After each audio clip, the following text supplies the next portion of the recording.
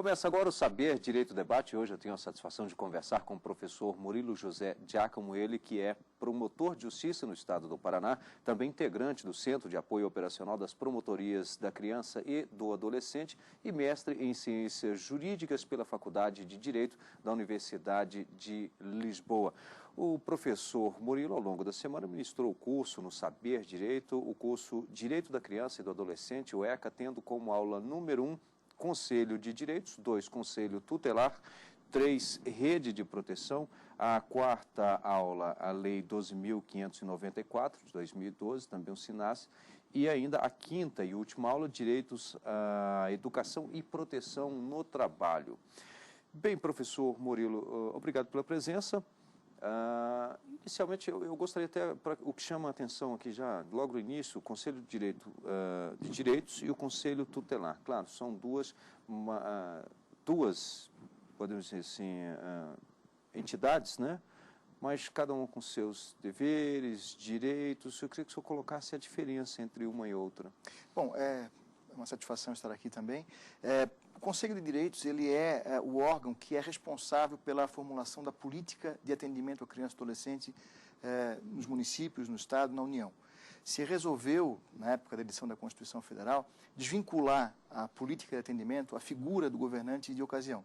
E se quis deixar a responsabilidade pela elaboração de uma política que se quer uma política de Estado, uma política que sobrevive aos mandatos dos governantes e não uma política de governo, a cargo de um órgão que fosse plural, que tivesse uma composição mista entre representantes do governo e da sociedade, para que juntos pudessem discutir quais são os principais problemas que afligem a área da criança e adolescente e como que nós vamos fazer para encontrar soluções para esses problemas.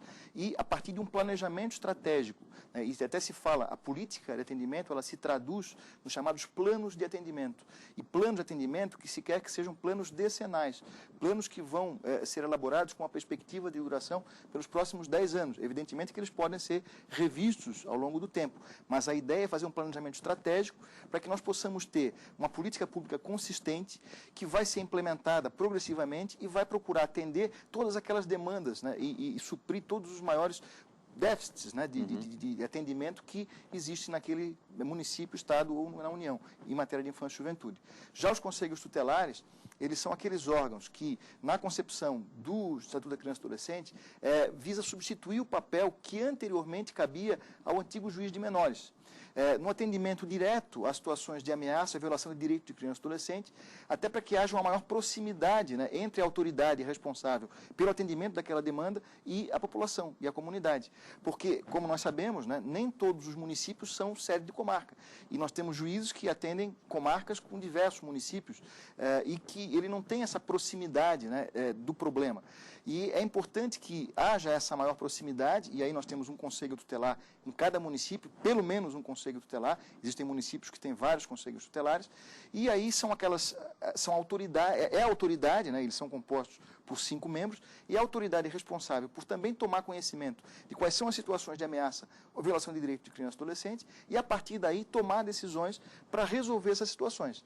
E além de um atendimento no plano individual, né, quer dizer, aqueles casos de violação de direito que já ocorreram, o Conselho Tutelar também ele tem a possibilidade de uma atuação no plano coletivo. Ele vai ter como uma das suas atribuições, que para mim é a mais importante, a atribuição de assessorar o Poder Executivo na elaboração da proposta orçamentária, para garantir que no orçamento público haja previsão de recursos para a criação dos programas, dos serviços, dos equipamentos necessários ao atendimento das demandas na área da criança e adolescente. Então, ele que vai ser a linha de frente, né, que vai tomar conhecimento de quais são os principais casos de ameaça ou violação de direitos de criança e adolescente, ele vai saber também, no momento em que ele vai fazer um encaminhamento para algum equipamento público, algum programa, algum serviço, ele não consegue uma resposta imediata, ele não consegue uma solução concreta para aquele problema, ele vai identificar aquilo como uma deficiência estrutural, quer dizer, ou falta o programa ou o serviço, ou é um programa ou um serviço que não está adequadamente estruturado, os profissionais que atuam lá não estão devidamente preparados, e a partir daí ele vai demandar junto ao poder público, vai demandar junto ao próprio Conselho de Direitos da Criança e Adolescente, vai fornecer informações ao Conselho de Direitos, que tem essa incumbência de elaborar política pública, né? E a partir daí, desse diálogo entre o Conselho Tutelar e o Conselho de Direitos, se vai procurar encontrar soluções concretas para aquele caso em particular, daquela criança ou adolescente que foi violada no seu direito, e e se vai tentar já definir uma estratégia de atuação, um fluxo, né, fazer um protocolo de atendimento, para que nós possamos resolver outros problemas similares que estejam ocorrendo, inclusive com a perspectiva de prevenção, porque uma das características importantes do Estatuto em relação ao antigo Código de Menores é que o Estatuto ele tem essa preocupação com a prevenção. O Código de Menores, né, de 22 anos atrás, a lei que antecedeu o Estatuto, ele tinha somente a previsão de intervenção do poder público quando já havia uma violação de direitos, quando já estava lá caracterizada uma das então chamadas situações irregulares envolvendo uma criança ou adolescente. Já o Estatuto não, ele tem a preocupação de formular uma política pública, que como toda boa política pública, ela tem que ter foco na prevenção.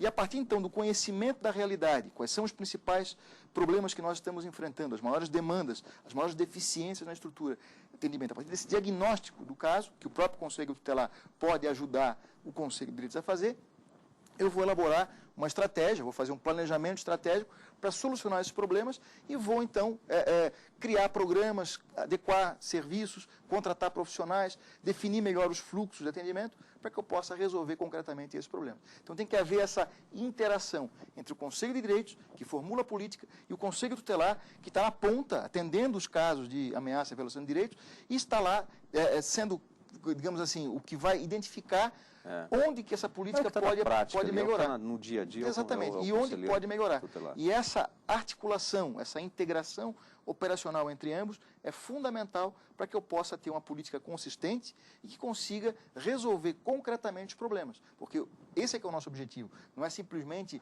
fazer uma intervenção por fazer. Não é simplesmente, como a gente costuma dizer, aplicar uma medida, né? Tomar uma decisão. A decisão ela tem que ser resolutiva, ela tem que resolver o problema que está ali comprometendo, né, aquela criança, aquele adolescente, está violando os direitos daquela criança ou adolescente. Agora, o Conselho Tutelar, na verdade, aliás, é muito bom que se diga isso, só diz 5, né? São 5 para cada... São 5 integrantes para cada conselho. E por isso que alguns municípios, então, têm mais de um. Exatamente. Né? Alguns claro, municípios, dado ao tamanho. Na forma do Estatuto, é obrigatório pelo menos um Conselho Tutelar por município. E existe uma regulamentação, existe uma resolução do Conselho Nacional dos Direitos da Criança e do Adolescente que recomenda que exista um Conselho Tutelar para cada grupo de 200 mil habitantes. Então, municípios que têm mais população devem ter mais conselhos tutelares. Porque aí a quantidade não é proporcional à população, mas aí a quantidade de conselhos. A quantidade de conselhos. Cada conselho tutelar tem 5 membros. O Conselho Tutelar é um colegiado, né? E é justamente a partir da decisão, da discussão do caso entre os 5 integrantes do Conselho, é que se vai tomar a decisão, né? Então se vai discutir o caso de forma colegiada e se vai tomar uma decisão. O que é que se vai fazer naquele caso? Qual é o encaminhamento que vai se dar? Qual é a intervenção estatal? Qual é a cobrança junto ao poder público que se vai fazer para resolver aquele caso? E a partir de um caso, né, de violação de direitos, especialmente quando essa violação é por parte do poder público, em que se identifica uma falha na estrutura de atendimento, o Conselho Tutelar também tem essa possibilidade de demandar junto ao poder público e de cobrar do poder público uma melhoria na estrutura de atendimento naquele município. E vale aqui ressaltar que os conselheiros tutelares são eleitos pela própria população. Bom, nós vamos fazer aqui um rápido intervalo e em seguida estaremos de volta com o Saber Direito Debate. Até já.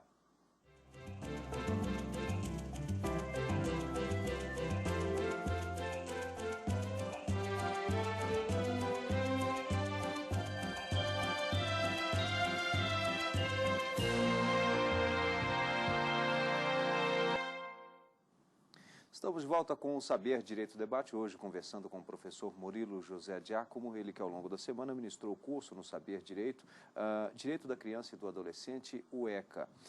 Bom, o professor Murilo também é promotor de justiça do Estado do Paraná, integrante do Centro de Apoio Operacional das Promotorias da Criança e do Adolescente, por isso eu me sinto muito à vontade para fazer essa pergunta, não sei se ele se sente à vontade para responder, mas, doutor Murilo, como é que o senhor vê a questão dessa grande discussão em torno da redução da maioridade penal? Bem, eu particularmente sou o contrário. Eu acho que não é por aí, não é o que vai resolver o problema da violência no Brasil. Sempre que existe um aumento da violência, se quer recrudescer a lei penal de um modo geral, inclusive com aumento de penas, etc. E não é isso que vai resolver o problema da violência. Na verdade, é o contrário, né? É o cumprimento do Estatuto da Criança e do Adolescente, é o investimento maciço em educação, é o cumprimento, inclusive, de uma lei recente que foi editada em 2012, que é a lei do SINASE, que estabelece, né, o Sistema Nacional de Atendimento Socioeducativo e que prevê a forma de execução das medidas socioeducativas em todo o Brasil. Porque se nós investirmos na educação e se nós trabalharmos com a socioeducação, com certeza nós vamos conseguir um resultado muito mais eficaz no combate à violência do que através de simples repressão penal. Onde nós temos o Estatuto sendo cumprido efetivamente, numa proposta de responsabilização adequada do adolescente, com certeza nós temos um resultado muito mais positivo. E isso é uma questão importante. As pessoas, às vezes, defendem a redução sob o argumento de que o Estatuto ele não traz uma resposta adequada para o adolescente que pratica o ato infracional. Isso não é verdade. O Estatuto ele tem uma resposta muito mais adequada e eficaz, desde que implementado corretamente, do que o Código Penal em relação ao adulto. A proposta do Estatuto é de tolerância zero em relação ao adolescente que pratica o ato infracional. É de responsabilização integral, é de previsão de uma intervenção imediata. Existem princípios que devem ser seguidos e que, se forem corretamente aplicados, eles permitem que rapidamente o adolescente que praticou o ato infracional ele possa ser responsabilizado pelo que ele fez e ser efetuado um trabalho efetivo junto a ele e a sua família para neutralizar, né, os efeitos, né, ou as causas que determinaram a prática da infração. O que não vai acontecer se ele for simplesmente jogado no sistema penal, onde, muito pelo contrário, ele vai ser formado na Universidade do Crime e vai sair de lá ainda jovem e vai, evidentemente, se voltar contra a sociedade no momento em que ele colocar o pé para fora do sistema penal. Então, eu sou contrário, eu acho que não é. As pessoas que defendem a redução, elas partem de premissas equivocadas para chegar a essa conclusão. Se a sociedade fosse informada de qual é a proposta do Estatuto, né, versus o direito penal, com certeza ela abraçaria a proposta do Estatuto, inclusive com uma perspectiva de transporte dessa proposta para o sistema penal, porque com certeza ela é muito adequada. Agora, o problema é o cumprimento da lei. E aí, com a palavra, os governantes. Quem tem que cumprir a lei são os governantes. Quer dizer, o problema não é a lei, é a falta de cumprimento na lei. Então, o que nós precisamos é conhecer a lei, inclusive, agora, não só o Estatuto, mas também a lei do SINASE, que, como eu disse, recentemente foi aprovada. Ela vai prever a elaboração dos planos de atendimento socioeducativo, em âmbito municipal, estadual, nacional, para que nós possamos ter uma política de atendimento adequada, uma política socioeducativa adequada, que tenha também, como eu falei anteriormente, essa preocupação com a prevenção. Quais são os principais fatores que levam os nossos jovens a praticar os atos infracionais? Se eu for fazer um levantamento, eu vou ver que hoje, né, os fatores principais são a evasão escolar. Os jovens, eles estão fora da escola ou estão, né, numa situação de completa defasagem da série, evadiram e retornaram, enfim, tem um histórico escolar bastante complicado. Eles estão envolvidos com substâncias psicoativas, e quando eu falo isso não é só as drogas ilícitas, até mesmo drogas lícitas, como o álcool, né? E nós temos também problemas familiares sérios, né? Jovens que têm famílias completamente desestruturadas, disfuncionais, famílias que não cumprem o seu papel. Inclusive, a proposta do Estatuto em relação a isso é de responsabilização dos pais, para que os pais assumam as suas responsabilidades em relação aos seus filhos, para que eles sejam também orientados, para que eles possam também contribuir de forma definitiva para que os filhos eles frequentem a escola, para que tenham uma educação não só formal, mas uma educação no sentido, né, de formação de cidadãos, né, e para que eles possam, né, conhecer os seus direitos e cumprir os seus deveres para com a sociedade. Então, a proposta do Estatuto ela é muito mais adequada para que nós possamos reverter esse quadro de violência que o Brasil hoje enfrenta do que a proposta penal, que é simplista e é absolutamente ineficaz, como tem se demonstrado. Não sei se lembram, anos atrás, né, na época da edição da Lei dos Crimes Hediondos, se apregoou, né, aos quatro ventos que, recrudescendo a repressão penal aos autores dos chamados crimes hediondos, nós também teríamos uma redução, né, da violência e uma redução da prática desses crimes. Quando não aconteceu isso. Muito pelo contrário, hoje nós temos uma explosão de violência e a prática de crimes cada vez mais hediondos. Isso, evidentemente, não é a solução. A solução é investir na educação, investir no cumprimento da lei, tanto do Estatuto quanto da lei do SINASE, para que nós possamos ter uma política pública consistente, que tenha essa preocupação com a prevenção, que tenha a preocupação de dar um atendimento adequado para o adolescente que pratica o ato infracional e as suas famílias. Se nós fizermos isso, eu não tenho dúvida alguma que nós vamos ter uma redução significativa de índice de violência e não só isso, uma melhoria das condições de vida da sociedade brasileira como um todo, porque o Estatuto ele não é uma lei que é feita, ao contrário do que muita gente pensa, para proteger o adolescente que pratica o ato infracional. Não, é para justamente efetivar os direitos de todos, inclusive a começar pelos nossos próprios filhos. Porque, ao contrário do Código de Menores, que era uma lei que só era aplicada para aqueles então chamados menores em situação irregular, o Estatuto é uma lei que vale para todas as crianças e adolescentes, para todas, inclusive para os nossos filhos. E aqueles que defendem a redução da idade penal, se esquecem que estão defendendo a redução da idade penal também para os seus próprios filhos, para os seus netos. Porque essa lei, essa emenda constitucional, se ela for aprovada, e nós entendemos, inclusive, que ela é inconstitucional, porque nós temos na Constituição Federal algumas disposições que são consideradas cláusulas pétreas, né, que são insuscetíveis de alteração, ainda que por emenda constitucional, e nós temos lá, né, no artigo 60, parágrafo 4 da Constituição, uma indicação de que são insuscetíveis de alteração, ainda que por emenda constitucional, aquelas disposições que tratam dos direitos e garantias individuais. E nós entendemos que o artigo 228 da Constituição, que estabelece, né, a idade penal em 18 anos, é uma cláusula pétrea, ela é insuscetível de alteração, porque ela estabelece um direito individual de todas as pessoas com menos de 18 anos de serem alvo de persecução penal. E não numa perspectiva de não serem responsabilizadas, mas por terem uma responsabilidade diferenciada, que é fundamental para que nós possamos realmente resolver o problema. Quer dizer, as pessoas, elas partem dessa premissa equivocada, repito, que não há responsabilização. Muito pelo contrário, a responsabilização existe e ela é muito mais efetiva, se ela for aplicada corretamente, do que a resposta penal. Agora, o que nós precisamos, repito, é política pública, é investimento de recursos públicos para que nós possamos ter esse planejamento estratégico, para que nós possamos ter uma preocupação de intervenção desde a prevenção até o atendimento dos egressos, como é o que prevê a lei do SINASE. Bem, nós vamos fazer aqui mais um rápido intervalo e em seguida estaremos de volta com o Saber Direito Debate. Até já.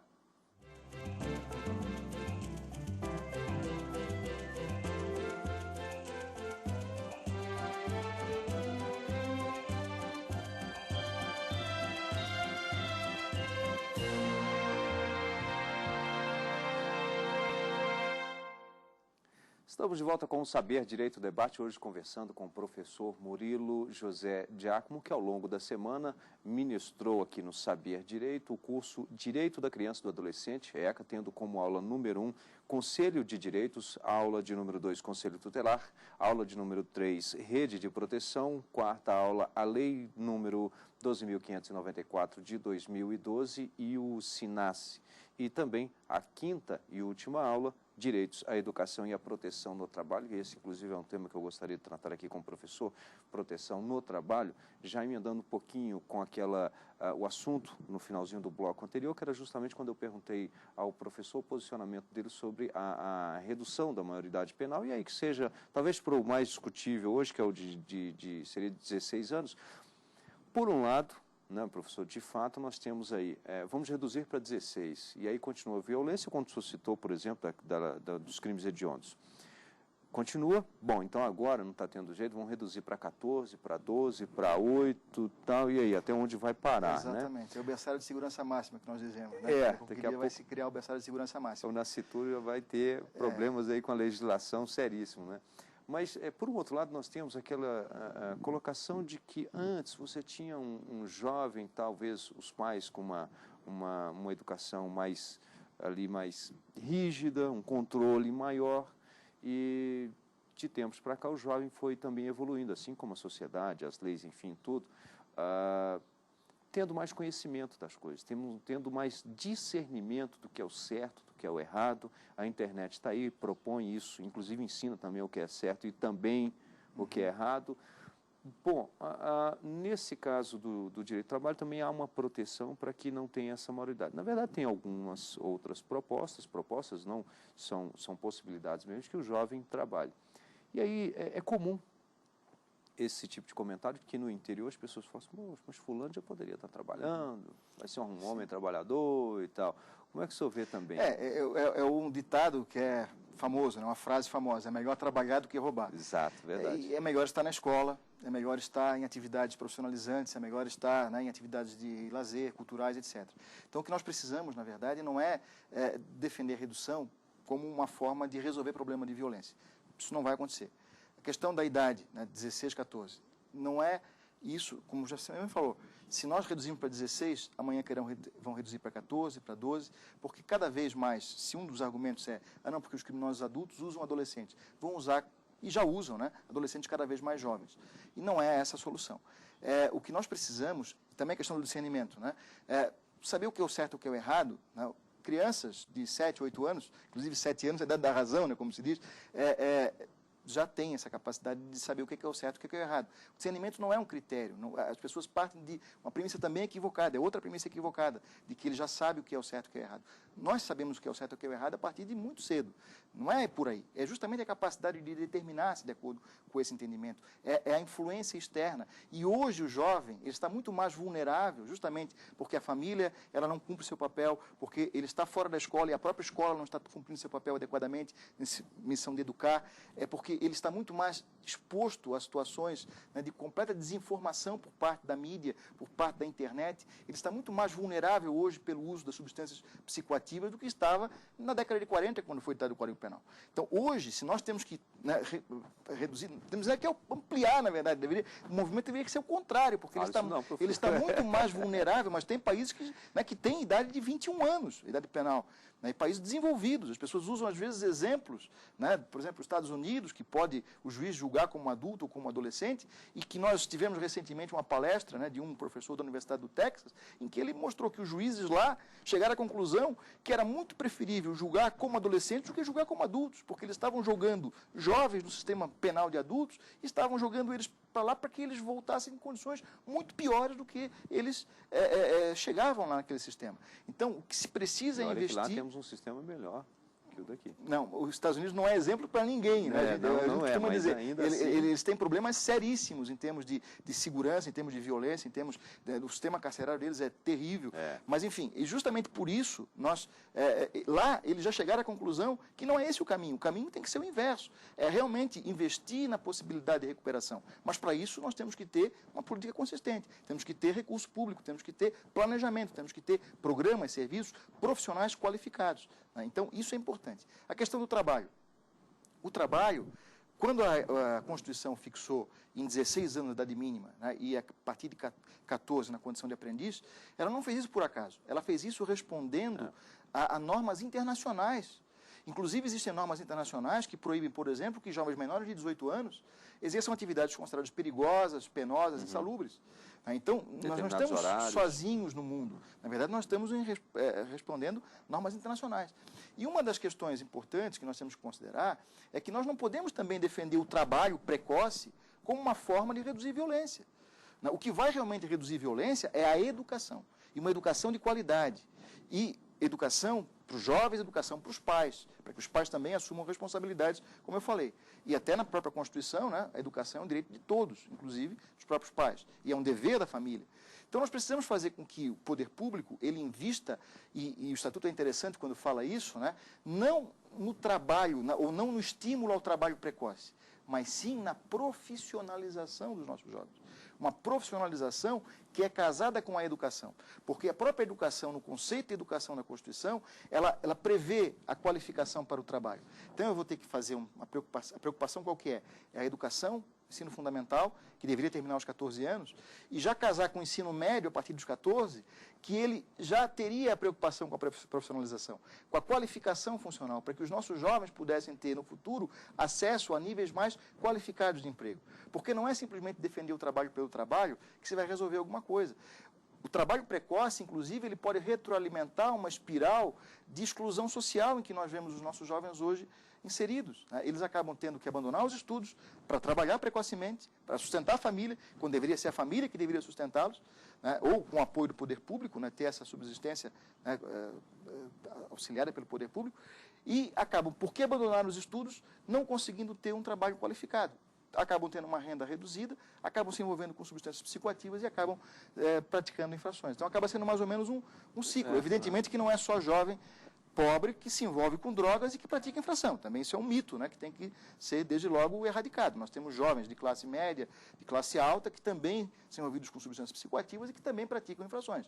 Mas, evidentemente que o jovem que ele tem uma formação educacional precária, ele está muito mais vulnerável, né, ao ataque, né, a cooptação por parte de elementos que vão, né, mostrar para ele assim, olha, você sem precisar estudar e sem muito esforço, você vai conseguir ter recursos através do tráfico, através, né, da prática de infrações e tal.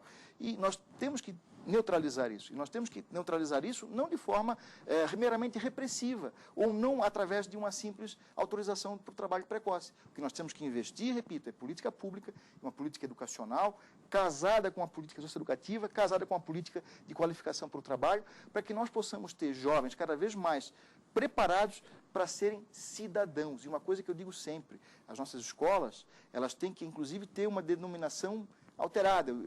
As autoescolas, né, que formam lá os condutores, hoje são chamados centros de formação de condutores.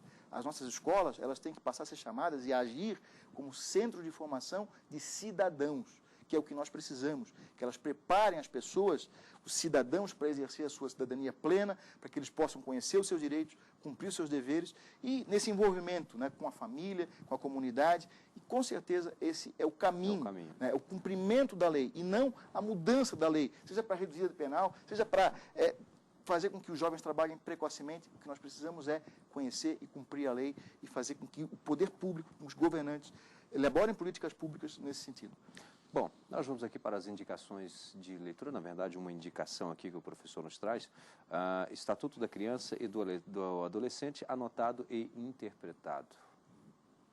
Essa é uma obra que eu escrevi em parceria com a minha esposa, ela será disponibilizada em breve na internet, gratuitamente, para acesso a todos, né? E nós convidamos também todos a visitarem a página do Ministério Público do Paraná na internet, www.mp.pr.gov.br, onde nós temos lá um espaço próprio para discutir questões ligadas à área da infância. Nós temos muito material publicado que pode auxiliar todos aqueles que atuam na área, ou mesmo aqueles que tenham curiosidade em saber o que é o direito da criança e do adolescente, né? E esse aqui é uma distribuição gratuita? Esse foi distribuído gratuitamente, né? E nós estamos também distribuindo outros exemplares gratuitamente também. Bem, eu tive aqui a satisfação de conversar com o professor Murilo José Giacomo, ele que ao longo da semana ministrou o curso Direito da Criança e do Adolescente, o ECA. Lembro que você pode participar do programa, nosso endereço é saberdireito@stf.jus.br e o programa está disponível no site da TV Justiça, www.tvjustiça.jus.br. Obrigado e até o próximo programa.